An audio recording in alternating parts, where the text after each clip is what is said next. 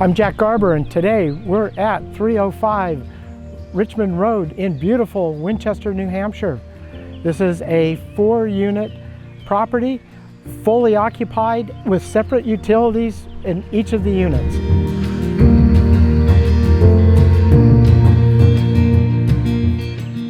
Winchester, New Hampshire is a historic town in the southwestern corner of the state, bordered by Massachusetts and Vermont, known for its rural character, covered bridges, and natural outdoor areas.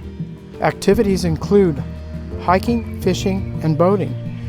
Winchester has a small downtown area with local businesses and historic buildings. The community is a mix of historic charm and rural living with focus on local business and economic development.